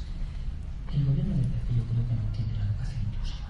No entiende, y yo creo que aquí es hora que también el resto de nosotros lo clarifiquemos. Sobre el tema del bilingüismo. Es que el problema es que hay muchísimas barreras para la educación inclusiva, y una de ellas es el tema del bilingüismo. No se puede estar en este modelo que llaman bilingüismo, que no es bilingüismo. Perdonad, no se puede confundir lo que se llama una enseñanza bilingüe con la enseñanza de materias en una segunda lengua. Información. Es el único país del entorno europeo que tiene esto de enseñar materias en una segunda lengua. No lo hace nadie. No lo hace nadie. Cuando además la enseñanza de una segunda lengua en la mayoría de los países europeos se inicia a los 8 años. Aquí es que parece que tenemos algo que yo no sé qué nos mueve, que es el cuanto antes y el cuanto más parece que es mejor. Ni el cuanto antes ni el cuanto más es mejor. Por tanto, yo entiendo que aquí lo que pasa con el bilingüismo es una gran barrera a la inclusión, a la educación de todas y todos los niños. Y dejo la palabra a... Bien, el tema del bilingüismo, desde Ciudadanos estamos de acuerdo en que haya una enseñanza bilingüe, pero bien hecha. El modelo que se ha estado desarrollando en la Comunidad de Madrid tiene graves carencias y se ha implantado de una forma poco inteligente y poco eficaz. El hecho de tener alguna asignatura dada como lengua vehicular en inglés o en algún otro idioma es muy necesario para poder aprender bien un idioma. Intentarlo imponer como se ha puesto, desmontando todo el sistema que se tenía, jugando con el profesorado y sí, también intentando hacerlo de una forma low cost, lo más barato posible, como en todas las actuaciones que ha tenido el PP, obviamente es algo que no puede salir bien ni saldrá bien nunca. Sí que es necesaria una educación bilingüe, incluso estaría muy bien, puesto que estamos en un país que el español no es la única lengua, sino que tenemos otras lenguas nacionales, que cualquier alumno de cualquier comunidad autónoma tuviera la posibilidad de estudiar alguna de nuestras otras lenguas, como el catalán, el euskera o el gallego. Complicaría un poco la educación, pero en un sitio democrático que tenemos esa riqueza lingüística sería una cosa lógica y razonable. Y en el tema del bilingüismo, pues hay que hacerlo, pero hay que hacerlo bien, no como se está haciendo hasta ahora. Muy bien, pues vamos a quedarnos con la parte positiva, esas dos puertas abiertas a la esperanza que hay ahora mismo, como es la ley de crear, a la que ha hecho referencia Juanjo, o la ley de equidad que ha presentado Podemos y que han admitido a trámite los 3 partidos que están aquí representados, y esperemos que de ahí salga algo. Y por lo demás, pues agradeceros a los 4 vuestra participación, a todos los que habéis venido a escuchar igualmente, y nada más, que la inclusión sea una realidad, lo tardando mucho. Buenas tardes.